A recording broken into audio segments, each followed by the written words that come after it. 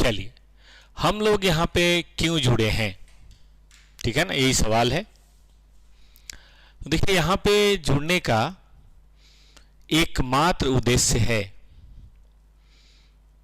मई 2026 exam को अच्छे तरीके से, बहुत ही अच्छे तरीके से कंप्लीट करना, यही हम लोग का उद्देश्य है। देखिए, आज हो गया 10th ऑफ मार्च, ठीक है, और हमारा एग्जाम शुरू होगा 14th मार्च से। तो मोटे तौर पे हम 4 दिन रिवीजन के लिए छोड़ देते हैं। 2 महीने हम लोग के पास टाइम है, हम आराम से अपना पूरा का पूरा रिवीजन कर सकते हैं, और जिस चैप्टर में दिक्कत है उस चैप्टर को मन से हम लोग पढ़ भी सकते हैं, कोई नहीं रोक सकता, ठीक है। तो ये बेसिकली हम लोगों का काम है इस बैच को शुरू करने के पीछे, ठीक है। मैं आपका अकाउंट टीचर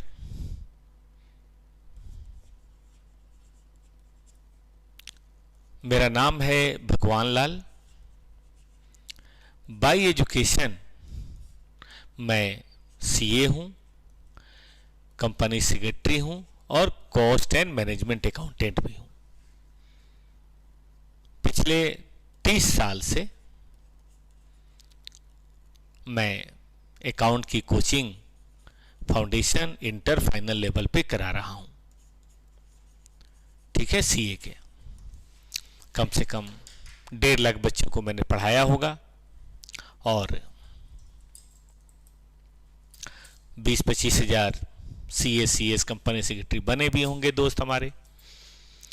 अब बारी आपकी है। मेरे पास कोई ऐसी जादू की छड़ी नहीं है, लेकिन मेरे पास है कंटिन्यूटी, कंसिस्टेंसी, और इसके साथ अगर आप पढ़ते रहें हमारे साथ तो A to Z कॉन्सेप्ट आपके पास होंगे, जिनसे आप एग्जाम में बड़े आराम से अपने अकाउंट के कोर्स को कंप्लीट करेंगे। देखिए क्या होगा मैनर, हम आपके साथ 25 क्लासेज लेंगे अकाउंट की, 1.5 घंटे की, ईच 5 to 6:30। और इस क्लास के दरमियान आपके जितने भी चैप्टर हैं, ठीक है ना, आपके वॉल्यूम 1 में 7 चैप्टर हैं, और वॉल्यूम 2 चूंकि थोड़ा बड़ा है, कहने को तो 4 चैप्टर, लेकिन मैं 4 नहीं मानता, उसको भी मान लीजिए 7 चैप्टर, ठीक है। तो 14 या 15 चैप्टर मान लीजिए, यही मानेंगे। तो जितने भी आपके चैप्टर्स हैं, सभी चैप्टर्स का मैंने बढ़िया सा नोट्स तैयार कर रखा है। मैं कॉन्सेप्चुअली उन सभी नोट्स को आपके साथ रिवाइज कराऊंगा। अगर आपको पहले से पता है तो मजा आ जाएगा, आपको अच्छी अंडरस्टैंडिंग हो जाएगी, और पहले से नहीं पता है तो भी आपके काम की चीज होगी। तो सभी चैप्टर के एक भी कॉन्सेप्ट को नहीं छोड़ा जाएगा, टोटल कॉन्सेप्ट आपके सामने होगा। ये तो हुई पहली बात, ठीक है भाई। दूसरी बात क्या होगी, दूसरी बात, हर कॉन्सेप्ट का हम 2 से 3 आपको प्रैक्टिस भी कराएंगे, और जब कुछ बात आगे बढ़ जाएगी तो हम टेस्ट भी लेंगे। मान के चलो आफ्टर एवरी 3 चैप्टर,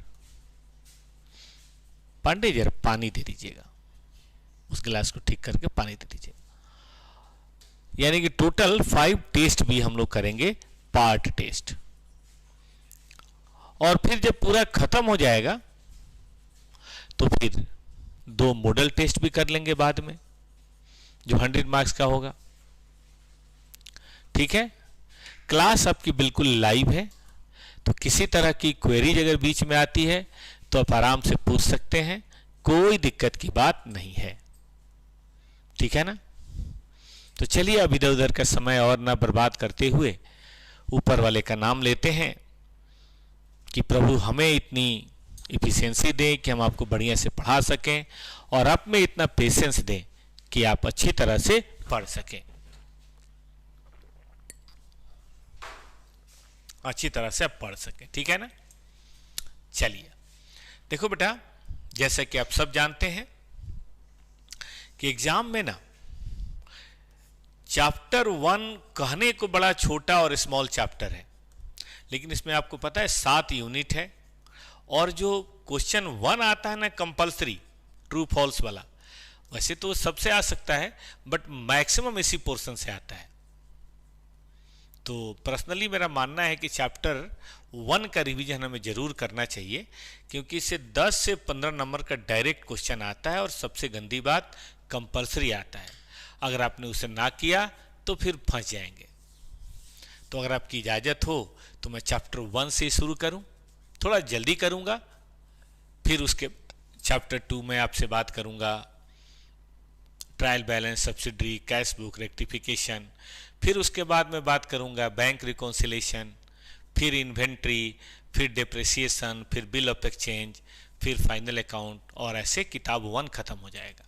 तो हम लोग कोशिश करेंगे कि मार्च एंड तक हम लोग book number 1 volume number 1 complete कर लें। अच्छा, ये जो नोट्स है, ये नोट्स इजीली आपको अवेलेबल है। एक टेलीग्राम का चैनल है, ये क्या बोलते हैं, लिंक में दिया होगा, नहीं तो हम डलवा देंगे वो वीडियो ख़त्म होने के बाद। टेलीग्राम का चैनल, उस टेलीग्राम के चैनल को आप सब्सक्राइब कर लीजिएगा। जो भी मैं नोट्स दूंगा वहाँ पे होगा, तो आपको लिखने की ज़रूरत नहीं पड़ेगी, नो नीड। पूरा PDF हैंड रिटेन भी और क्या बोलते हैं उसको, क्वेश्चन नोट्स भी, क्वेश्चन आंसर भी, पास्ट ईयर भी होगा इसमें।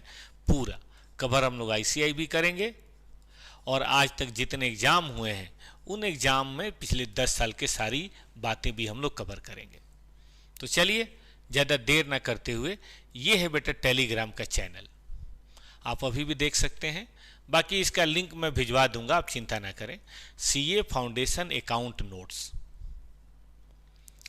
यहाँ मैंने सबका हैंड रिटेन बढ़िया नोट्स आपके लिए बना के रखा है। आइए शुरू करते हैं ऊपर वाले का नाम लेके। देखिए यूनिट 1 है मीनिंग एंड स्कोप, है ना, meaning and scope of accountancy. ज़्यादा समय नहीं बर्बाद करते। अकाउंटिंग आप जानते हैं फिनेंशियल रिपोर्टिंग ऑफ एंटिटी है, जिसमें एक तरफ एंटिटी है और एक तरफ इंटरेस्टेड पार्टीज हैं। अब जो भी कार्यकलाप हो रहा है इसकी रिपोर्टिंग करना ही अकाउंटिंग कहलाता है। इंटरेस्टेड पार्टी कौन हो सकते हैं, इंटरनल यूजर हो सकते हैं, जैसे मैनेजमेंट के लोग, डायरेक्टर्स हो सकते हैं, ऑफिसर हो सकते हैं, एम्प्लॉय हो सकते हैं, उनको ज़रूरत पड़ती है। बाकी इन्वेस्टर्स वगैरह हो सकते हैं, ठीक है कि नहीं, पार्टनर, शेयर होल्डर वगैरह, ये इंटरनल है। एक्सटर्नल कौन, लेंडर, जिन्होंने लोन दे रखा है, क्रेडिटर्स, कस्टमर्स, ठीक है ना, गवर्नमेंट एजेंसी, पब्लिक, इनको हम बोलते हैं बाहर वाले लोग। प्रोस्पेक्टिव इन्वेस्टर्स, ये लोग बाहर वाले लोग हैं। प्रोसेस क्या है कि देखो भाई ट्रांजेक्शन है, ठीक है, उसका हम जर्नल करेंगे, क्लासिफाई करके लेजर बनाएंगे, समराइज करके हम फिनेंशियल स्टेटमेंट बनाएंगे, एनालिसिस में रेशियो एनालिसिस करेंगे, उसका हम रिपोर्ट तैयार करेंगे और इस रिपोर्ट की बताइए हम रिपोर्टिंग करेंगे। तो मेन क्या है, ट्रांजेक्शन्स की रिपोर्टिंग करनी है, बट तरीका इधर से घूम के आता है, ठीक है ना। इन सब में थोड़ा जल्दी जल्दी कर दो ना, कोई दिक्कत तो नहीं है ना, क्योंकि इसमें एग्जाम के थोड़े से कम चांसेज होते हैं। सब फील्ड क्या है, फिनेंशियल अकाउंटिंग जो हम पढ़ेंगे, मैनेजमेंट अकाउंटिंग जो आप CA इंटर में पढ़ेंगे, cost and management accounting, social responsibility accounting, ये सब क्या है, ये सब इसी के सब फील्ड्स हैं, मतलब अकाउंटिंग का ही ब्रांचेज है। सोशल रिस्पॉन्सिबिलिटी के बारे में इंस्टीट्यूट में थोड़ा अच्छा दिया है, जैसे देखो प्रोडक्ट, एम्प्लॉयमेंट, इकोनॉमिक डेवलपमेंट, ये तो फ़ायदा है किसी कंपनी का, लेकिन नुकसान भी तो है कंपनी का। पॉल्यूशन फैलाता है, कंजेशन होता है, इन्फ्लेशन होता है, लॉ एंड ऑर्डर की प्रॉब्लम खराब होती है, भीड़ भड़क्का होता है। तो इस तरह की रिपोर्टिंग करना भी हमारी ड्यूटी बनती है, हम इसको बोलते हैं सोशल रिपोर्टिंग, ठीक है बेटा। तो ये बात भी यहाँ देखनी है। तो कोई पूछे कि सब फील्ड कितने हैं तो आप ये सब फील्ड आप बता देंगे। इसके अलावा आजकल एचआर अकाउंटिंग होती है, ह्यूमन रिसोर्स की अकाउंटिंग भी होती है। ये क्वेश्चन कई बार आ चुका है, लिमिटेशन ऑफ अकाउंटिंग, क्या अकाउंटिंग में कोई लिमिटेशन भी है या नहीं, हम सारे फायदे ही हैं। तो बोला गया नहीं जी, अकाउंटिंग में लिमिटेशन भी है। क्या है? मनी मेजरमेंट, मनी में मेजर नहीं तो अकाउंटिंग नहीं। ये करंट पीरियड की बात करता है, इसका मतलब फ्यूचर फोरकास्ट बहुत बढ़िया नहीं होता। कई बार change in value of money हो सकता है। देखिए 1980 में 1 रुपया का वैल्यू कुछ और था, आज कुछ और है। तो 1980 वाले फाइनेंशियल स्टेटमेंट देख के आज कुछ भी पता नहीं चलेगा, क्योंकि वो 1980 के मनी मेजरमेंट में किया गया है। तो ये सब कुछ क्या है, नुकसान है, जिनकी कमी यहाँ पे पूरा करने में दिक्कत आती है। पर्सनल जजमेंट हम पढ़ेंगे, अकाउंटिंग पॉलिसीज पे डिपेंड है। तो पर्सनल जजमेंट तो देखो कुछ भी हो सकता है, हमारा कुछ और आपका कुछ और हो सकता है, तो वो थोड़ा सा देखना पड़ेगा। और डिफरेंस इन अकाउंटिंग पॉलिसीज, हम लिफो से कर रहे हैं, फीफो से कर रहे हैं, कोई वेटेड से कर रहा है, ठीक है ना। तो अकाउंटिंग पॉलिसी का डिफरेंस हो तो वो भी लिमिटेशन है। तो देखो पूछिए तो 5 लिमिटेशन, मनी मेजरमेंट नहीं होगा तो दिक्कत है, करेंट पीरियड की बात करता है, फ्यूचर को थोड़ा रिस्ट्रिक्ट करता है, change in value of money, value of money का चेंज अगर हो जाए तो फिर फाइनेंशियल स्टेटमेंट बताना गलत है, पर्सनल जजमेंट पे डिपेंड करता है, और फिर अकाउंटिंग पॉलिसीज के चेंजेज होने से भी फर्क पड़ता है। Role of accountant of society, role of accountant of society क्या है? तो देखो भाई, चार्टर्ड अकाउंटेंट या अकाउंटेंट क्या करते हैं, जरूर नहीं कि चार्टर्ड अकाउंटेंट, कोई भी अकाउंटेंट क्या करता है। तो बोला गया देखो अकाउंटेंट ना सर्विसेज की बात करता है, account audit, tax compliance, consultancy, financial matters, ठीक है ना। इंश्योरेंस कहाँ करना चाहिए, नहीं करना चाहिए, कितना कराना चाहिए, मनी को कहाँ इन्वेस्ट करें, सही समय क्या होगा खरीदने का, बेचने का, और बहुत सारे लीगल कंप्लायंसेज में भी हम हेल्प करते हैं, ठीक है ना। तो ये सब काम क्या है, ये सब काम किसका है? ये सब काम अकाउंटेंट का है, जो सोसाइटी को हम देते हैं। और प्रैक्टिस कर सकते हैं हम, पोजीशन ऑफ सीए क्या है, प्रैक्टिस कर सकते हैं, इंडस्ट्रीज में जा सकते हैं, गवर्नमेंट एजेंसीज की बात कर सकते हैं, जॉब सेक्टर्स में जा सकते हैं, ये सब हमारा काम है। तो चलिए बेटा, इसी के बेसिस पे हम लोग ट्रू एंड फॉल्स की बात करते हैं, क्योंकि एग्जाम में बेटा इसमें ट्रू एंड फॉल्स आता है। कुछ क्वेश्चंस भी आए हैं, मैं उनको भी आपको दिखा देता हूं, आपको अच्छा लगेगा। देखिए बेटा, ये हमने सारे क्वेश्चंस रखे हुए हैं यहां पे, देखिएगा। ये किताब है, उसी किताब का पीडीएफ है, मैं वीडियो में कर दूंगा और चैनल के डिस्क्रिप्शन में भी शायद होगा।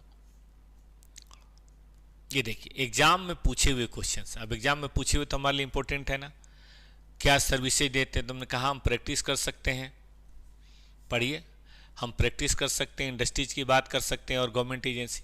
2-2, 3-3 लाइन लिख देंगे, काम हो जाएगा, ठीक है। सब फील्ड क्या है, देख रहे हैं, सीधा सीधा जो मैंने आपको दे रखा है बेटा, सीधा सीधा आपका आंसर बनता है। सब फील्ड याद है, बड़े सोच समझ के नोट्स बनाए गए हैं। Financial accounting, management, cost accounting, social security, human resource, बस एक एक 2-2 लाइन लिख दीजिए, आपका आंसर देखिए। दिसंबर 2023 लेटेस्ट है। अब आइए true and false. There is no difference between book keeping and accounting, सही है, दोनों सेम है, ये बात कहना सही है? नहीं, फॉल्स। अच्छा, रीजन भी बताना होता है, वो इसलिए कि बुक कीपिंग खत्म होता है तब क्या शुरू होता है, अकाउंटेंसी। जहां बुक कीपिंग खत्म होता है वहां अकाउंटेंसी शुरू होता है। ये आपके स्टडी मटेरियल का ही है, आप स्टडी मटेरियल खोल के भी देख सकते हैं। Management accounting covers preparation and presentation of financial statement communicated to the users. No, management accounting company के इंटरनल मैनेजमेंट के लिए होता है, ये एक्सटर्नल रिपोर्टिंग के लिए नहीं होता, ठीक है ना। तो इसीलिए हम इसको क्या बोलेंगे, हम इसको बोलेंगे कि ये फॉल्स है। Financial accounting concern with internal reporting, नहीं, फिनेंशियल अकाउंटिंग होता है आउटसाइडर्स के लिए, इसलिए ये फॉल्स है। इंटरनल मैनेजमेंट होता है इनसाइडर्स के लिए, फिनेंशियल आउटसाइडर्स के लिए। कस्टमर ऑफ द बिजनेस को हम user of the financial accounting नहीं मान सकते, वो इंटरेस्टेड नहीं होते, फॉल्स। कस्टमर जो होते हैं वो भी इंटरेस्टेड होते हैं। मान लीजिए हम कोई कार खरीद रहे हैं और किसी ऐसी कंपनी खरीद ले जो कंपनी बंद हो जाए, तो हमारा तो नुकसान हो जाएगा ना, फिर उसके पार्ट पुर्जे कहाँ मिलेगा, सर्विस कहाँ मिलेगा। तो कस्टमर भी इंटरेस्टेड होते हैं, ये कहना गलत है। Summarising is the basic function of accounting. All business transaction of a financial character evidence by some document such as sales book are recorded in the books of account. देखिए, summarising basic function नहीं है, false. Basic function है recording. Summarising तो recording के बाद, classification के बाद, तब ना जाके फाइनेंशियल स्टेटमेंट बनेगा समराइजिंग, ठीक है ना। तो ये बेसिक फंक्शन नहीं, ये बाद का फंक्शन अकाउंटिंग फंक्शन है। बेसिक फंक्शन है book keeping, recording. Balance sheet showed the position on the day of preparation and not on the future date. True, ये सही बात है, ये बाद में पढ़ेंगे हम लोग बैलेंस शीट, वहां आप देखिएगा। Objective of book keeping are complete record of transaction and statement of financial effect on business. क्या यही है बेटा objective of book keeping, on complete recording of transactions?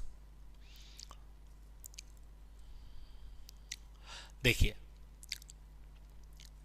Complete recording हम नहीं करेंगे तो फिर सही पोजीशन कैसे करेंगे, तो इसलिए हम इसको क्या बोलेंगे, ट्रू। तो ये था मेरी तरफ से आपसे यूनिट 1। हमने थोड़ा तेजी से कराया क्योंकि इस यूनिट से एग्जाम में क्वेश्चन थोड़े कम आते हैं।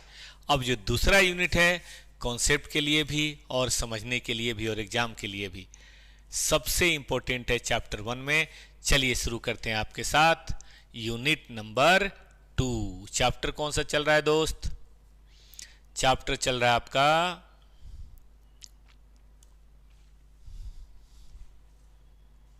ठीक है 1, और उसमें यूनिट कौन सा चल रहा है? यूनिट चल रहा है 2। पढ़िए, account concept principle and convention. क्या है भाई अकाउंटिंग कॉन्सेप्ट?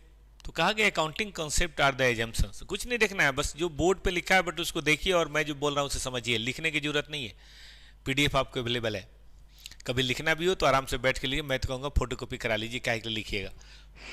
आपके सर ने मेहनत करके बना रखा है, फोटोकॉपी कराइए और समझने पे, याद करने पे ध्यान ज़्यादा दीजिए।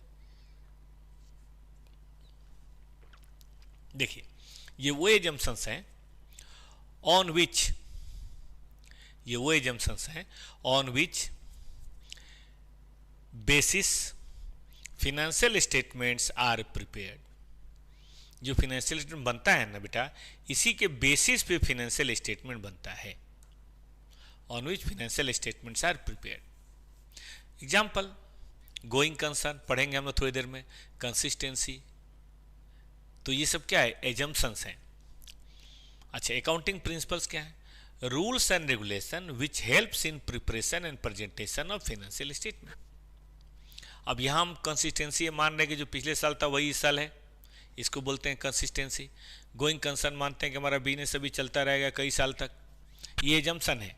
लेकिन एक्रूअल बेसिस कि भाई इनकम को कब मानो, एक्सपेंस को कब मानो, या कैश बेसिस या मैचिंग कॉन्सेप्ट, ये रूल्स एंड रेगुलेशन है, ठीक है कि नहीं।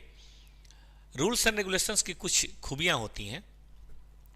इसके एजम्पशंस रियल होने चाहिए, सिंपल अंडरस्टैंडेबल, सबकी जानकारी में होनी चाहिए, सबको समझ में आए। कंसिस्टेंसी होनी चाहिए, मतलब जो फॉलो करें हमेशा फॉलो करें। फ्यूचर को प्रेडिक्ट करने की क्षमता होनी चाहिए और इंफॉर्मेशनल होना चाहिए, यूजर्स के काम आने वाली चीज होनी चाहिए। ठीक बात है ना। तो ये दो बातें हमें यहाँ पे ध्यान देनी पड़ेंगी कि अकाउंटिंग प्रिंसिपल्स क्या है और उसकी खूबियां क्या है। रही बात अकाउंटिंग कन्वेंशंस, कई बार पूछ देता है भाई क्या डिफरेंस है। तो अकाउंटिंग कन्वेंशंस का मतलब है ना तो एजम्पशन ना ही रूल्स, बल्कि ये प्रैक्टिस ड्रिवन बाय यूसेज और कस्टम। जैसे हम बड़ों का मान सम्मान करते हैं, ये कस्टम है। उसी तरह से अकाउंट में हम कहीं डेबिट लिखते हैं, कहीं क्रेडिट लिखते हैं, कहीं लाइन खींचते हैं, कहीं इस तरह से स्टेटमेंट बनाते हैं। अब इसका कोई लॉजिक नहीं है कि डेबिट को डेबिट ही क्यों लिखा। हम हो सकता था इधर कुछ और लिख दें, ए साइड बी साइड, 1 2 सामने वाला अपोजिट वाला, लेकिन हम डेबिट क्रेडिट लिखते हैं। ये क्या है? कन्वेंशन है कि जो चला आ रहा है, परंपरा से चला आ रहा है, चलने दो ना, हर बात की छेड़खानी करने की जरूरत ही क्या है। ठीक है बेटा जी। चलिए, तो 3 चीजें हैं, लेकिन आपका स्टडी मटेरियल कहता है कि हम अकाउंटिंग कॉन्सेप्ट हो, प्रिंसिपल्स हो और कन्वेंशंस में बहुत फर्क नहीं करेंगे, हम सबको एक ही जैसा मान के चलेंगे। एक ही जैसा कि वो बेसिस हैं जिसके ऊपर फिनेंशियल स्टेटमेंट की इमारत बनाई जाती है। हम इनको अलग अलग मानने की ना तो हमें कोई ज़रूरत है और ना ही हमें कोशिश करनी है, कुछ भी नहीं करना है। ठीक है बेटा, चलो। तो कभी आ जाए कि what is accounting concept, assumptions और कन्वेंशंस तो कर देंगे। चलिए आगे बढ़िए। अब शुरू होती है असली बात, widely accepted accounting concepts. Entity concept ये कहता है कि ऑनर अलग है और बिजनेस अलग है एक ही आदमी का, लेकिन हम क्या मानेंगे कि दोनों अलग है। ऑनर के लिए अकाउंटिंग नहीं करते हम, अकाउंटिंग किसके लिए करते हैं? बिजनेस के लिए। अगर ऑनर को अकाउंटिंग करानी हो तो अपनी कराए, कौन मना कर रहा है? ऑनर भी अपनी अकाउंटिंग कराएगा, कोई मना ही नहीं है। ठीक है, तो जरा ध्यान दें, business is treated as separate entity. Business owner से अलग माना जाएगा। मतलब अगर ऑनर पैसा लाएगा तो लिखेंगे, ऑनर कुछ ले जाएगा तो लिखेंगे, ऑनर के बाल बच्चे के ऊपर खर्चा होगा तो वो जाने। ऑनर ने पैसा निकाल के अपनी पत्नी को दे दिया तो मानेंगे ऑनर ने बिजनेस से पैसा निकाल लिया। तो हमें ऑनर की इनकम से मतलब नहीं, एक्सपेंस से मतलब नहीं, एसेट से मतलब नहीं, लायबिलिटी से मतलब नहीं, हमें अपने से मतलब है। ऑनर के साथ भी हम डीलिंग करेंगे तो वो भी हम लिखेंगे, इसलिए इसको बोलते हैं एंटिटी कॉन्सेप्ट या बिजनेस एंटिटी कॉन्सेप्ट। दूसरा, मनी मेजरमेंट कॉन्सेप्ट, कि transactions has to measured in unit of money. Recording कभी ऐसा नहीं होगा कि हमने 5 किलो चावल खरीदा, 10 किलो गेहूं खरीदा, 2 टन छड़ खरीदा, इतना फर्नीचर खरीदा, उतना बिल्डिंग खरीदा, इतना एसी खरीदा, उतना वो खरीदा। ऐसी अकाउंटिंग नहीं करते हम, कभी नहीं करते। ठीक है, तो ट्रांजेक्शन कैसे मेजर करना है? इन यूनिट्स ऑफ मनी मेजर करना है। मतलब अगर हमने चावल खरीदा है 60 रुपये किलो से तो हम 600 रुपये का चावल मानेंगे। वेजिटेबल खरीदा है 50 के हिसाब से तो हम ये मानेंगे। जमीन खरीदा हमने 1 लाख रुपए के हिसाब से तो हम 2 करोड़ की जमीन मानेंगे। इसका मतलब हम 200 गज जमीन नहीं लिखेंगे, हम लिखेंगे लैंड 1 करोड़, 2 करोड़, 5 करोड़। ठीक है, एनी ट्रांजेक्शन और thing which can not be measured in money can not be accounted. यही तो लिमिटेशन थी, याद है? लिमिटेशंस। तो दिस इज द लिमिटेशन। ठीक है ना बेटा, चलो आगे चलो। नेक्स्ट है पीरियोडिसिटी कॉन्सेप्ट। पीरियोडिसिटी कॉन्सेप्ट का मतलब क्या होता है भाई? पीरियोडिसिटी या कई बार अकाउंटिंग पीरियड कॉन्सेप्ट भी बोलते हैं। ये कहता है कि एक बिजनेस का लाइफ तो बहुत लंबा होता है। टॉपर क्लासेज देख लो, छोटा मोटा कोचिंग क्लासेज है, फिर भी 1997 से शुरू हुआ और आज 2026 अब चल रहा है। हो गया ना 30 साल, 30 ईयर्स हो गया ना। ठीक है, अब यहाँ पे अकाउंटिंग हो और अभी भी कंटिन्यू है। आपका सहयोग है तो अभी तो पता नहीं कितने साल हम लोग चलेंगे, साल दर साल चलते रहेंगे। ठीक है, तो क्या हम परफॉर्मेंस को जब कंपनी बंद होगी 20 साल 30 साल बाद तब पता लगाएंगे? बोला गया नहीं, हम परफॉर्मेंस को बेटा पता लगाएंगे पीरियोडिक, एक स्मॉल पीरियड। लाइफ को छोटे छोटे हिस्सों में बांट देंगे से 1 ईयर, और हम हर साल का प्रॉफिट लॉस, इनकम एक्सपेंस का पता लगाएंगे, नेट प्रॉफिट निकालेंगे। ठीक है, तो इसमें करते क्या है? Life of entity divided in artificial small period. हम आर्टिफिशियली छोटे छोटे पीरियड में उसको बांट देते हैं, आर्टिफिशियली स्मॉल पीरियड में बांट देते हैं ताकि हम परफॉर्मेंस का इवैल्यूएशन सही तरीके से, बताइए बेटा, कर सकें। और वो जनरली 12 महीने से 1/4 से लेकर 31/3, 1 जनवरी से 31 दिसंबर, कुछ इस तरह से हम इसको बांट देते हैं और इसी हिसाब से हम अपना सारा काम करते हैं। ठीक है बेटा जी, तो कभी कोई पूछ दे कि पीरियोडिसिटी कॉन्सेप्ट क्या है तो कह देंगे ना कि पीरियोडिसिटी कॉन्सेप्ट का मतलब है यूजफुल लाइफ को छोटे छोटे हिस्सों में बांट देना ताकि हम उसका इवैल्यूएशन कर सकें। ठीक है ना, आइए और आगे बढ़ाते हैं। यूनिट 2 में बड़ी काम की चीजें हैं। अभी 3 चीजें पढ़ी हमने, सब काम की थी ना बेटा। आइए पढ़ते हैं, देखिए।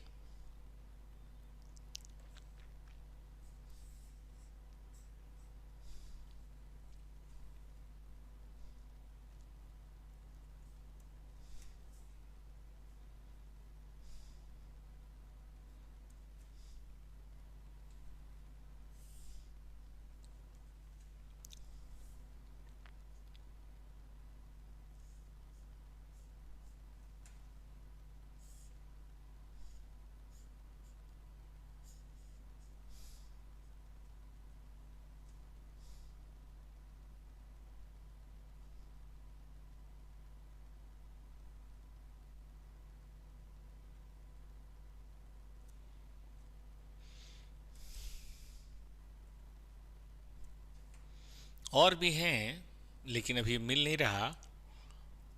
चलिए मैं आपको करा देता हूं अपने से, लिखते जाइएगा, थोड़ा सा लिख लीजिएगा। एक्रूअल कॉन्सेप्ट, भाई एक्रूअल कॉन्सेप्ट क्या कहता है?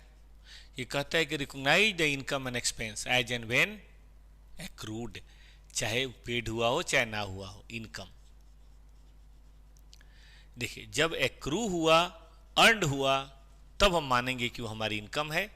रिसीव्ड का क्या है? जैसे क्रेडिट सेल आज हमने किया, 3 दिन बाद पैसा मिला, 10 दिन बाद पैसा मिला, तो जब मिलेगा तब बात थोड़ी ना करेंगे, है ना। हम आज की बात करें क्योंकि गुड्स और सर्विस हमने आज दिया, तो हम आज के हिसाब से उसकी काउंटिंग करेंगे, ठीक है, वेदर पेड और नॉट। और ऐसे ही एक्सपेंस व्हेन इनकर्ड, जैसे हमने किसी से काम कराया, पैसा तो हो सकता है 10 दिन बाद, 20 दिन बाद हम दें, तो हम आज की बात करेंगे, इसी को बोलते हैं एक्रूअल बेसिस। ये क्यों आया? इससे क्या है ना कि इनकम एक्सपेंस को रिकॉग्नाइज करने का साइंटिफिक बेस निकल जाता है, अच्छा तरीका निकल जाता है, इसीलिए ये आया। पांचवा, इससे ना मैचिंग कॉन्सेप्ट में बड़ी आसानी होती है। मैचिंग कॉन्सेप्ट, मैचिंग कॉन्सेप्ट कहता है बेटा कि जितने भी एक्सपेंसेज हैं ना, they should be match with the revenue of that period. अगर हम कोई पीरियड में रेवेन्यू ले रहे हैं तो उसके रिलेटेड ही एक्सपेंसेज लेना है। अगर कोई एक्सपेंस उससे संबंधित नहीं है तो उस एक्सपेंस को हम अगले साल कैरी फॉरवर्ड कर देंगे, लेकिन हम कभी अलग नहीं करेंगे। फॉर एग्जांपल हमने 10,000 परचेज किया, लेकिन हम बेच पाए सिर्फ 7,000,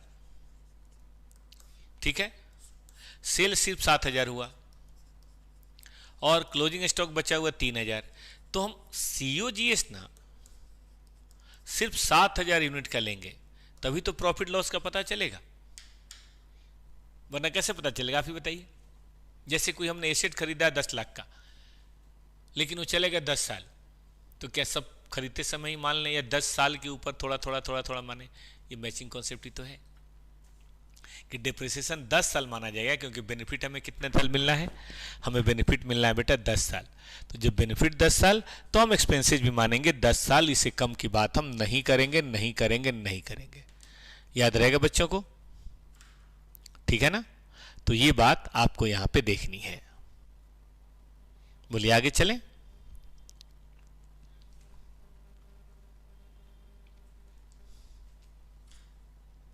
आइए नंबर 6, गोइंग कंसर्न। ये बड़ा प्यारा है। गोइंग कंसर्न ये कहता है बेटा कि हमारा जो बिजनेस है ना, अकाउंटिंग करते समय ये मान के चलेंगे कि अभी आगे चलेगा। ऐसा हो सकता है नहीं भी चलेगा, तो नहीं चलेगा तो अकाउंटिंग का तरीका अलग होगा, और चलेगा तो अकाउंटिंग का तरीका अलग होगा। इससे क्या होता है, मतलब वी एज्यूम कि business will continue for foreseeable future. Business will continue for एकदम कीवर्ड में लिख रहा हूं, फॉर सीएबल फ्यूचर। बिजनेस बिल्कुल फोरसीएबल फ्यूचर में चलेगा, इससे ज्यादा ये नहीं चलेगा। तो जब ऐसा मान के चलते हैं तो इसको हम क्या बोलते हैं बेटा? Going concern. ठीक है दोस्त, चलिए आगे चलते हैं। इससे क्या होता है, इससे एसेट लायबिलिटी की वैल्यूएशन करने में बनता है। जैसे बोल रहे हैं आप लॉन्ग टर्म लायबिलिटी, तो जब बिजनेस बंदी हो जाएगा तो लॉन्ग टर्म लायबिलिटी किस बात की? हर लायबिलिटी शॉर्ट टर्म होगी, तो इसीलिए हम इसको बड़ा ध्यान से लिखते हैं। चलिए 7वां, कॉस्ट कॉन्सेप्ट। देखिए बिजनेस में जो चीजें हैं वो खरीदते हम कुछ और हैं और बाद में कुछ और हो जाती हैं। फॉर एग्जांपल हम लोग ने ये टॉपर्स की बिल्डिंग खरीदी 2003 में, तो ये खरीदी थी 2 करोड़ की। ये क्या है? कॉस्ट। अब 2026 चल रहा है, हो सकता है इसकी मार्केट वैल्यू आज की तारीख में 2 करोड़ के बजाय बढ़ के 20 करोड़ या 30 करोड़ या 40 करोड़ हो गया हो, क्योंकि मेट्रो ट्रो भी बन गया, तो बिल्डिंग की वैल्यू 30 करोड़ हो गई। तो बुक्स में हम क्या करें? बुक्स में हम 2 करोड़ पे दिखाएंगे 30 पे। तो देखिए 30 पे भी दिखा सकते हैं, लेकिन 30 में सब्जेक्टिविटी है। कैसे कैसे सब्जेक्टिविटी है? हो सकता है कि कोई बोले 30, कोई बोले नहीं अभी तो 25 ही है, कोई बोले क्या बात करते हो 35 का हो गया, लेकिन कॉस्ट नहीं हिलना है। कॉस्ट तो ऑब्जेक्टिव है ना। इसीलिए काउंटिंग करते समय, हालांकि रिप्लेसमेंट कॉस्ट और बाकी चीज़ें हैं आजकल चल रही हैं, लेकिन जनरली हम लोग कॉस्ट कॉन्सेप्ट को ध्यान देते हैं कि चीज़ों को कॉस्ट पे ही दिखाया जाए, कुछ और करने की ज़रूरत नहीं है। ठीक है ना, कि valuation of asset is to be made on cost basis. ये एक्विजिशन बेसिस भी बोलते हैं, क्योंकि इसमें होती है ऑब्जेक्टिविटी। इसको कोई दो मत नहीं कर सकता, हालांकि इसके कुछ नुकसान भी हैं, क्योंकि कई बार ये उतना सही नहीं बताता, लेकिन फिर भी चूंकि ऑब्जेक्टिव बेसिस है इसीलिए हम कर सकते हैं, फ्री फ्रॉम ऑल बायस्ड है। बट कभी कभी डिस्टॉर्शन भी पैदा कर देता है। अब देखो ना, हमारे बैलेंस शीट में 2 करोड़ में आ रहा है, जबकि सबको पता है ये चीज़ 30 करोड़ 25 करोड़ की है, तो इससे तो कंपनी की हालत उतनी अच्छी नहीं दिखाई देगी जितनी अच्छी होनी चाहिए, तो इसीलिए हम ऐसा करते हैं। ठीक है बेटा, चलें आगे बढ़िए। इसका भी नोट्स है, मैं शेयर कर दूंगा, अभी मुझे वो दिखाई नहीं दिया। रियलाइजेशन, ये बिल्कुल कॉस्ट कॉन्सेप्ट को आगे बढ़ाता है। ये कहता है कि देखो भी कोई भी प्रॉफिट लॉस तभी मानो जब क्या हो जाए, जब वो रियलाइज हो जाए। जैसे मैंने स्टॉक खरीदा 2 रुपए किलो, अब आजकल मार्केट में लोग बोल रहे हैं 2.5 रुपए किलो 3 रुपए किलो हो गया। भैया जब तक सेल नहीं करोगे तब तक नहीं मानना है। ठीक है, कि change in value of asset, change in value of asset to be recognised only when, बताइए क्या। अच्छा मैं बता दूं बेटा, ये class some sort of exam oriented class है।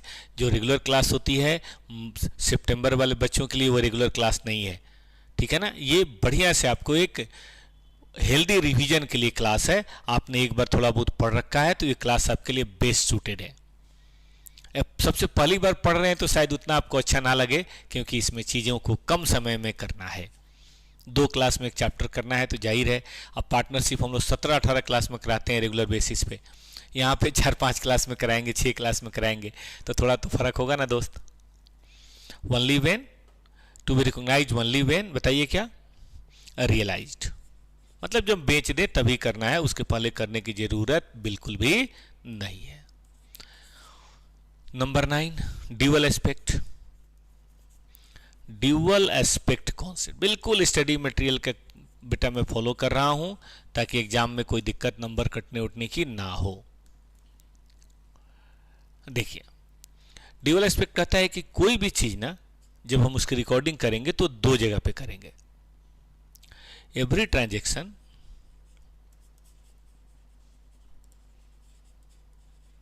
Are divided into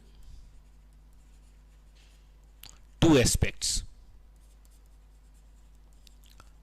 for example, हमने कैश सेल किया, इसमें 2 बातें हैं। क्या, एक तो कैश आया या गया, और एक आमदनी हुई, इनकम हुई। हमने क्रेडिट सेल किया, इसमें भी 2 बातें हैं। कौन सी, सेल है तो बात सही है, लेकिन पैसा नहीं मिला तो डेटर तो है ना। ऐसे हमने कैश फर्नीचर खरीदा, कैश और फर्नीचर उधार खरीदा, उसमें भी 2 बातें हैं। तो 2 बातें हमेशा चलेंगी। ठीक है ना, इसी को बोलते हैं ड्यूअल एस्पेक्ट। यही कारण है कि हम ड्यूअल एस्पेक्ट पे जो अकाउंटिंग करते हैं उसको बोलते हैं डबल एंट्री सिस्टम। ठीक है ना, it form the basis of double entry system. Double entry system हम जितना बता रहे हैं ना बेटा, एग्जाम में आराम से आप ट्रू एंड फॉल्स कर देंगे। Double entry system, book keeping, book keeping. चलें आगे। 10वां, इसको बोलते हैं कंजर्वेटिज्म। कंजर्वेटिज्म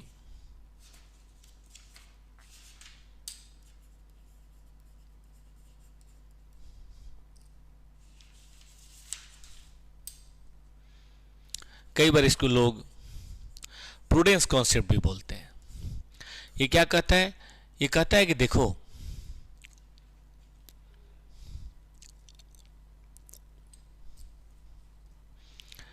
हमें फ्यूचर के लॉसेस को अभी से मान के चलना चाहिए। रिकॉग्नाइज फ्यूचर एक्सपेक्टेड लॉसेज, आज के चलते फ्यूचर में कोई भी लॉस होना है तो उसको मान के चलो कि लॉस हो गया, उसके लिए व्यवस्था करो, बट डोंट रिकॉग्नाइज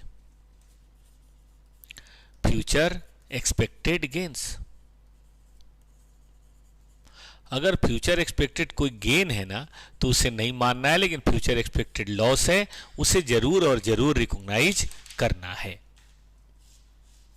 ठीक है, तो ये कंजर्वेटिव कई बात है ना, प्रूडेंस प्रिंसिपल तो बताना, इसीलिए हम फ्यूचर में आने वाले इनकम को नहीं लेते हैं, लेकिन प्रोविजन फॉर डाउटफुल को लेते हैं, प्रोविजन फॉर डिप्शन को लेते हैं, कोई क्लेम वगैरह हमारे ऊपर है तो हम उसको लेते हैं और ऐसी चीज़ों को छोड़ देते हैं। Number 11 consistency. भाई कंसिस्टेंसी क्या कहता है? ये कहता है कि जो भी हम फाइनेंशियल स्टेटमेंट बना रहे हैं, ये दो पीरियड है, प्रीवियस ईयर है, एक करंट ईयर है, ऐसा माना जाएगा कि जो तरीका, जो रूल्स, जो रेगुलेशन आपने यहां फॉलो किए थे, जो पॉलिसीज आपने यहां फॉलो की थी, ठीक है, वही पॉलिसीज आप यहां भी फॉलो करेंगे, ऐसा माना जाता है। कई बार परिवर्तन होता है, हम मना नहीं करते, हम लोग पढ़ेंगे कि भाई अकाउंटिंग स्टैंडर्ड या किसी कारण से कई बार चेंजेज या बदलाव आता है, लेकिन जब वो आएगा तब आएगा। अभी तो यही मान के चलेंगे कि कंसिस्टेंसी रहेगी, जो यहाँ है वही यहाँ है। अगर नहीं है तो फिर उसको बताना पड़ता है, रिपोर्ट करना पड़ता है। हम लोग आगे पढ़ेंगे अकाउंटिंग पॉलिसी वाले यूनिट में। क्यों, काहे के लिए? तो तभी तो हम बेटर कंपेरिजन कर पाएंगे 2 साल के फाइनेंशियल स्टेटमेंट को। मान लीजिए रूल्स अलग अलग हो जाएं तो भाई फाइनेंशियल स्टेटमेंट का बेटर कंपैरिजन नहीं हो पाएगा ना, है ना। 2 इयर्स फाइनेंशियल स्टेटमेंट कैसे कंपेयर कर पाएंगे? इसीलिए मतलब 2024 में कुछ और तरीके से हमने डिप्शन ले लिया, 25 में कुछ और ले लिया, वैल्यूएशन बदल दिया, तो फिर कैसे होगा बेटा? तो इसके लिए जरूरी है कि हम कंसिस्टेंसी को मेंटेन करें। और नंबर लास्ट 12 नंबर मेटलिटी। कॉन्सेप्ट तो भी और हैं, लेकिन आपके स्टडी में इतने ही हैं, आप इतने ही पढ़ के जाइए, इतना ही काफ़ी है। मेटलिटी कॉन्सेप्ट जानते हो क्या कहता है? कहता है कि हर एक आइटम जिसकी जानकारी होने या नहीं होने से यूजर के डिसीजन पे फर्क पड़ता है, उसको बोलते हैं मटेरियल। और मटेरियल आइटम जरूर दिखाना चाहिए, कोई भी मटेरियल आइटम छूटना नहीं चाहिए, उसको प्रॉपर तरीके से आपको दिखाना ही पड़ेगा। अब क्या मटेरियल है नहीं है ये जजमेंट पर डिपेंड करता है, डिस्कशन पर डिपेंड करता है, लेकिन डिस्कशन का बेस है कि अगर इसकी जानकारी होने से या नहीं होने से यूजर के डिसीजन पे फर्क पड़ जाए। फॉर एग्जांपल मान लीजिए किसी की शादी हो रही है, ठीक है, और भगवान न करे कोई एक जो पक्ष है उसको कोई ऐसी डिजीज है जो बड़ी खतरनाक है, कैंसर है, तो क्या ये बताना चाहिए कि नहीं पहले? तो सर्दी जुकाम है मत बताओ, वो तो 2 दिन में ठीक हो जाएगा, लेकिन कैंसर है या कुछ और ऐसी बीमारी है, ट्यूबरक्लोसिस है, आपने नहीं बताया, बाद में शादी के बाद लड़ाई झगड़ा होगा, ठीक है।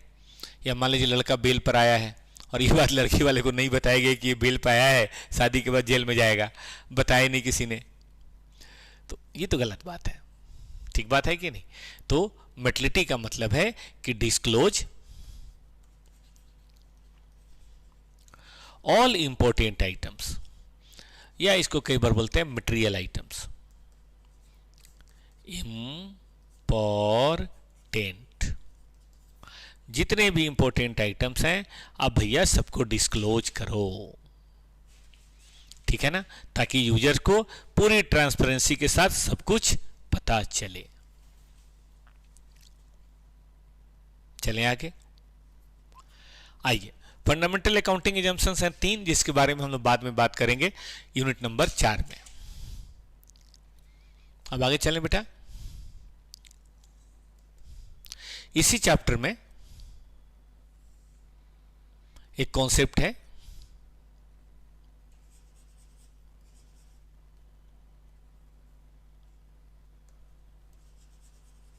जिसका नाम है बेटा फाइनेंशियल स्टेटमेंट। फाइनेंशियल स्टेटमेंट का मतलब क्या हुआ? फाइनेंशियल स्टेटमेंट का मतलब है कि एंटिटी अपनी जानकारी यूजर्स को देना चाहता है। कैसे दे? जैसे वेदर रिपोर्टिंग होती है वैसे ही फिनेंशियल रिपोर्टिंग होती है। तो ये काम हम रिपोर्टिंग जो हम करते हैं वो हम करते हैं अकॉर्डिंग टू मतलब एज पर फिनेंशियल स्टेटमेंट, या यूँ कहिए कि through medium of financial statement. ठीक है ना, फिनेंशियल स्टेटमेंट के थ्रू हम करते हैं। इसके अंदर क्या होता है, पीएल होता है, जिसमें हम इनकम एक्सपेंस प्रॉफिट लॉस सब करके करते हैं। कई बार इसको इनकम स्टेटमेंट या परफॉर्मेंस स्टेटमेंट भी बोलते हैं। ठीक है दोस्त। बैलेंस शीट ये पोजीशन बताता है कि भाई साल खत्म हुआ, यहाँ पे साल खत्म हुआ तो यहाँ पे क्या पोजीशन है, से 31/12 को क्या सिचुएशन है, वो ये बताता है। और नेक्स्ट कैश फ्लो, पैसा कहाँ से आया कहाँ गया। और एक्सप्लानेटरी नोट्स, मतलब एक्सप्लानेशन हम करते हैं कि मान लीजिए फिक्स्ड एसेट है तो फिक्स्ड एसेट के ऊपर कोई हमने चार्ज दे रखा है, कोई लोन ले रखा है, तो उसके बारे में भी तो बताएंगे ना कि फिक्स्ड एसेट की सिक्योरिटी दे के हमने लोन ले रखा है, ये बताना चाहिए कि नहीं बताना चाहिए। इसी को बोलते हैं एक्सप्लानेटरी नोट्स, तभी तो लोग सही तरीके से जान पाएंगे। तो पीएल बैलेंस शीट या कैश फ्लो के अंदर कोई भी ऐसा आइटम है जिसके बारे में अकाउंटेंट को लगता है कि कुछ और बताना चाहिए, वहाँ बताएंगे तो लेंदी हो जाएगा। तो अलग से नोट्स के रूप में, जैसे ये किताब है ना फिनेंशियल स्टेटमेंट 2-3 पन्ने पे बना हुआ है, तो उसके पीछे चौथे 5वें पन्ने पे हम नोट्स दे देते हैं। तो कभी कोई पूछे कि फिनेंशियल स्टेटमेंट कितने पार्ट होते हैं, वैसे तो इंटर में लॉ में पढ़ेंगे 5, बट यहाँ 4 बताइएगा कि PL statement, balance sheet statement, cash flow statement और एक्सप्लेनेटरी नोट्स। अभी जो फिनेंशियल स्टेटमेंट बन रहा है, क्या इसमें कुछ खूबियाँ होनी चाहिए या कैसे भी बना दें? तो कहा गया कि ना जी ना, कुछ खूबियाँ तो होनी ही चाहिए। क्या खूबियाँ होनी चाहिए? तो कहता है क्वालिटेटिव कैरेक्टर्स, कि फिनेंशियल स्टेटमेंट की क्वांटिटी नहीं, उसमें क्या है, बैलेंस शीट पीएल है क्या है वो बात की बात है, क्वालिटेटिव कैरेक्टर्स भी कुछ होने चाहिए। कैसे? जैसे कि रिलेवेंट, उसके अंदर जो इंफॉर्मेशन होनी चाहिए वो as per the need of the user होना चाहिए। जिनको वो यूज करना है, शेयर होल्डर को या प्रोस्पेक्टिव इन्वेस्टर्स को, उनके नीड के मुताबिक बनना चाहिए। इसीलिए हम पढ़ेंगे मैनेजमेंट अकाउंटिंग में अलग तरह के होता है, फिनेंशियल में अलग तरीके से होता है। अब बताओ ना, हमें कोई खबर दे रहा है, न्यूज़ सुना रहा है और आलतू फालतू बातें कर रहा है, तो हम क्या करेंगे? भाई मैं चार्टर्ड अकाउंटेंट का स्टूडेंट हूँ, तो मुझे फिनेंशियल डाटा के बारे में बताओ। ठीक है कि ना, तब ना बात बनेगी। कोई ऐसी वैसी डाटा हम लेके क्या करेंगे? तो यही कॉन्सेप्ट हमें यहाँ बताया गया है। ठीक है बेटा। रिलायबिलिटी, क्या है रिलायबिलिटी? कि ये फ्री फ्रॉम मटेरियल एरर है, फ्री फ्रॉम मटेरियल एरर होना चाहिए, तभी तो रिलायबल होगा। अब हम गलत इन्फॉर्मेशन दे दें, बायस्ड इन्फॉर्मेशन दे दें, तो कैसे कहेंगे? तो चीज़ों पे यूजर भरोसा करें, उसके लिए क्या जरूरी है कि इसमें मटेरियल एरर या कोई बायस नहीं होना चाहिए। बायस मतलब मैं ऐसा सोचता हूँ या मैं चाहता हूँ कि बढ़िया दिखाऊँ इसलिए बोल दिया हाँ अच्छा है अच्छा है, या मैं ख़राब दिखाना चाहता हूँ तो बोल दिया ख़राब है ख़राब है, ऐसे नहीं होना चाहिए। ठीक है जी।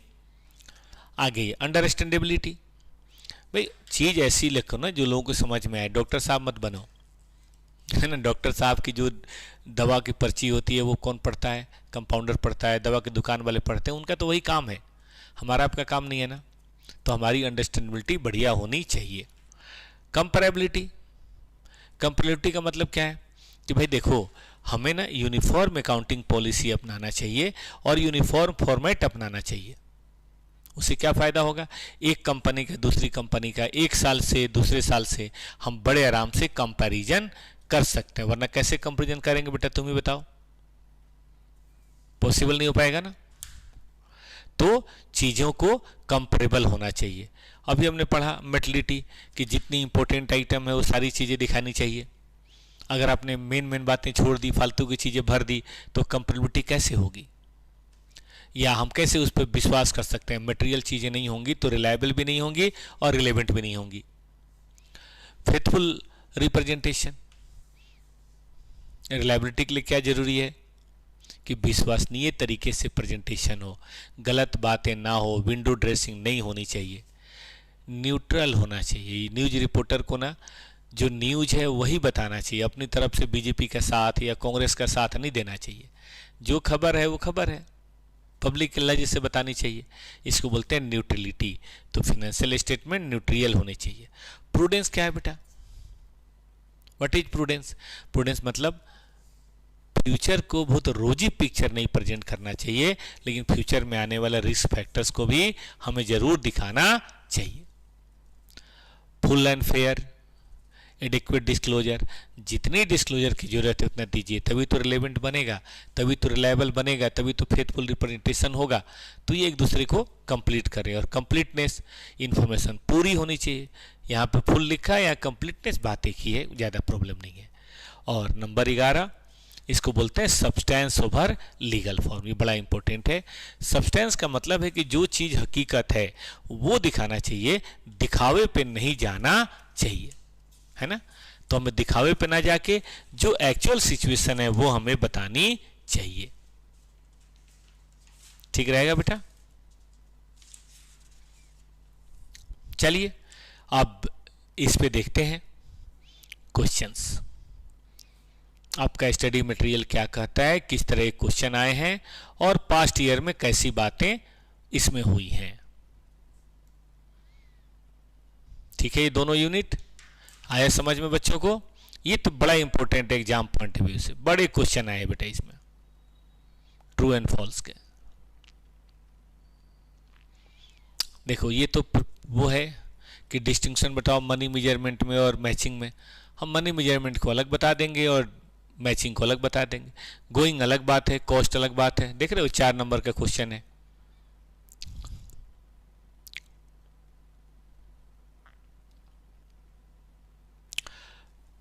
शॉर्ट नोट का इसमें क्वेश्चन बहुत आता है कि मनी मेजरमेंट कॉन्सेप्ट बताओ, पीरियोडिसिटी कॉन्सेप्ट बताओ, 2-2 3-3 लाइन लिख देना। मेटलिटी बताओ, कंजर्वेटिज्म बताओ, रिलेशन कॉन्सेप्ट बताओ, कैश बेसिस बताओ, गोइंग कंसर्न बताओ। देख रहे हो कितने क्वेश्चन आए हैं। आ जाओ, ट्रू फॉल्स मैं करा देता हूँ, वो तो मैंने नोट्स दे दिया, उससे बड़े आराम से हो जाएगा। ट्रू फॉल्स की बात करो। कहता है एक concept,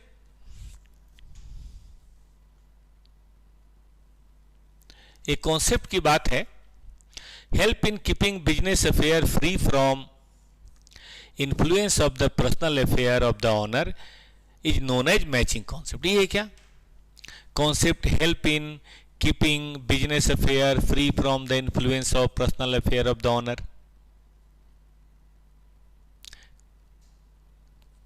is known matching. Matching थोड़े ना बोलते हैं इसको, कौन सा बोलते हैं बेटा इसको?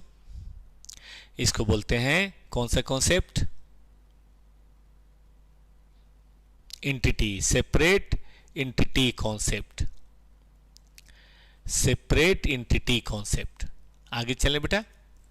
Entity concept means the enterprise is liable to the owner of capital investment made by the owner. देखो इंटिटी कॉन्सेप्ट कहता है कि भाई इंटरप्राइज को अपने ओनर्स की कैपिटल जो करी है उसको आज नहीं तो कल वापस तो करना ही पड़ेगा। ठीक बात है, क्योंकि हम अलग है और इंटिटी अलग है। Yes. Accrual means recognise income when received and paid, not when they are incurred. False, बिल्कुल उल्टा लिख दिया। हमें लिखना चाहिए कि भाई रिकॉग्नाइज, ठीक है ना, when it is incurred, earned, not when received और पेड। ऐसे तो कैश बेसिस हो जाएगा बेटा। आइए, conservative concept also state no change should be counted unless it has been materialised. नहीं नहीं नहीं नहीं, नो। बताओ कौन सा कॉन्सेप्ट है ये? कंजर्वेटिव तो प्रूडेंस है, ये तो रिलेशन कॉन्सेप्ट है। Concept of consistency employ non flexibility as how to allow the introduction improve method. नहीं, नॉन फ्लेक्सिबल नहीं है। अगर सिचुएशन की वारंट होगी तो हम जरूर बात देखेंगे, कभी भी छोड़ेंगे नहीं। ठीक है ना बेटा जी? तो concept of consistency implies non flexibility as not to allow. ठीक बात है ना बेटा? तो ये बात हमें यहां पे ध्यान देना पड़ेगा। अलाउ है, ये बात फॉल्स है, ये बात गलत है। आगे चलें बेटा। देखो, materiality depends only upon account of item and not upon the size of business, nature, level of person making the decision. कि जो मेटलिटी है ना, वो depend upon amount of item, not the size of nature level, ऐसा तो नहीं है। वो साइज ऑफ नेचर, बिजनेस, इन सब चीज़ों को देख के तभी तो डिपेंड करता है, क्योंकि किसी के लिए कोई चीज़ छोटा आइटम भी मटेरियल हो सकता है और बहुत बड़े ऑर्गेनाइजेशंस के लिए कोई बड़ा आइटम भी हो सकता है मटेरियल ना हो, तो ये भी फॉल्स है। एक्रूअल में ट्रांजेक्शन रिकॉर्ड करते हैं when it is reflected account in the period actually received, गलत, नो, ऐसा बिल्कुल भी नहीं है। तो ये था बेटा हमारी तरफ से आज के 2 यूनिट, ठीक है ना। कल हम लोग यूनिट नंबर 3 डेली क्लास है बेटा, नहीं डेली नहीं है, सॉरी, हफ्ते में 3 दिन है, ये समझ लीजिए। हमारी अकाउंट की क्लास बेटा ट्यूसडे, थर्सडे, सैटरडे 5 to 6, 6:30 जो भी है, ये क्लास है हमारी। तो परसों जब हम मिलेंगे तो हम लोग यूनिट नंबर 3, वो छोटा यूनिट है, और यूनिट नंबर 4 बड़े आराम से हम लोग खत्म कर लेंगे। फिर उसके बाद वाले में 5, 6 और 7 तीनों हो जाएगा, क्योंकि तीनों ही छोटे छोटे हैं। तो 2 दिन अभी और लगेगा चैप्टर 1 खत्म करने में। फिर उसके बाद हम लोग चैप्टर 2 शुरू करेंगे और सो ऑन आगे बढ़ते चलेंगे। इस महीने में हम लोग का टारगेट है, कोशिश करेंगे कि मार्च के महीने में हम लोग टोटल खत्म कर लें, ठीक है। ठीक है बच्चों, मिलते हैं फिर परसों। परसों पढ़ेंगे चैप्टर 1 और यूनिट 2 and 3 and 4। तब तक के लिए आप सबको प्यार भरा नमस्कार।